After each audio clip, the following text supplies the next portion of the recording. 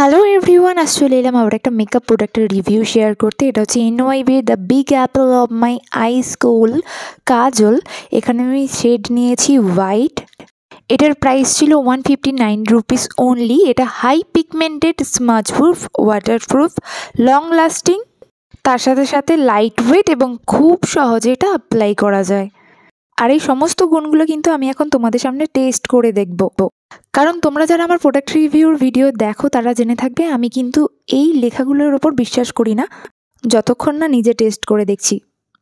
তো তোমরা দেখতেই পেলে কাজলটা কিন্তু হাই পিগমেন্টেড।